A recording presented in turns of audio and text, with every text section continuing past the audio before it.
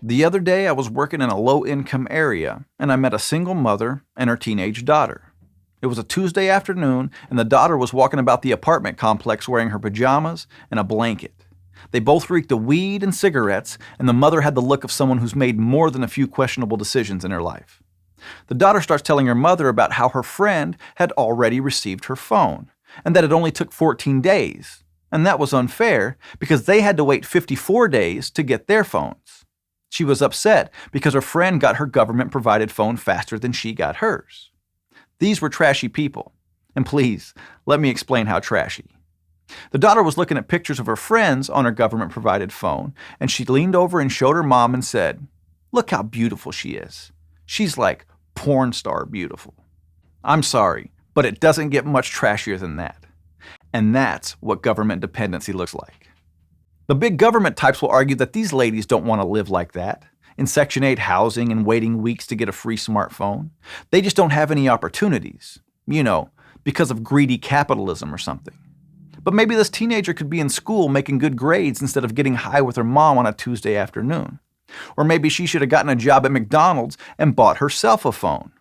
Now, I've been lucky enough in my life to have lived in a few different countries, rural areas, and big urban cities, and I've met many different kinds of people. And in doing so, I've learned a lot about the human condition.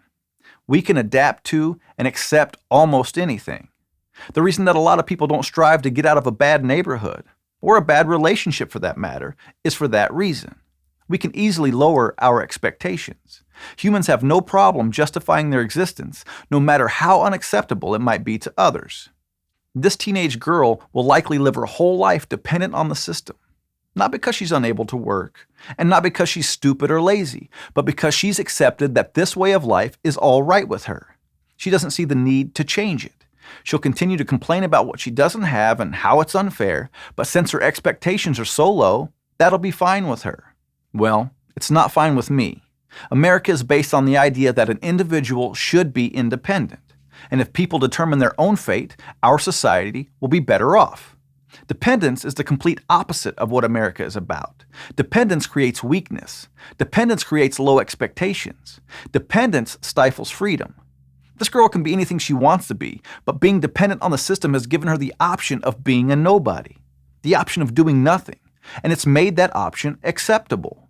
When I was about 8 years old, my father and I were at a red light and a beggar was standing there with a sign that read, "I need work."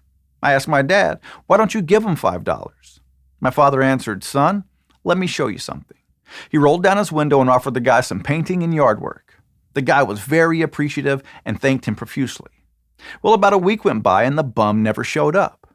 My dad explained to me that as long as people are giving this guy money for doing nothing, he's not going to make a change and start working for it.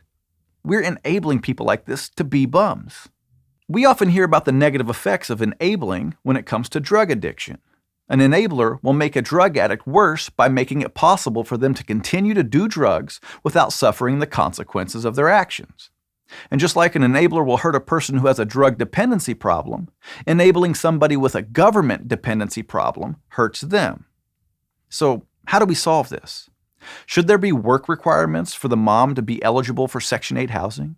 Should the teenager have to make good grades or be employed to qualify for a taxpayer-funded phone? Should they have to pass a drug test? We have to do something to stop able-bodied people from abusing the system. And don't get me wrong, it's easy to see that this girl has some disadvantages. Her dad's not around, her mom is letting her get high and skip school. But I think that's more of a reason that we can't allow capable people to get away with becoming dependent on the system. We often call it abusing the system, but I don't think most recipients start out with the intention of abusing the system. Just like most people who use drugs don't intend to become addicts. The system itself makes abusing it very easy. It makes it very comfortable. There is no shame in being dependent on the taxpayer. There's no shame in complaining about how they didn't get their free stuff fast enough. In front of me, the taxpayer working his butt off who paid for that phone.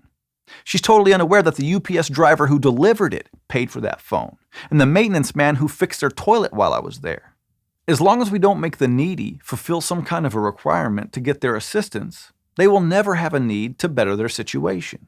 If a young adult grew up in a poor neighborhood and that's all she knows, and you make it easy for her to stay in that neighborhood, She will, because it's all she's ever known. It's time we start making the less fortunate take strides to make themselves more fortunate. If you need help paying the bills, that's fine, but you have to show us that you're working toward being able to pay them yourself. The free rides for able-bodied people have got to stop. Requiring them to get their act together will not only improve the quality of their life, but it will improve our society as a whole.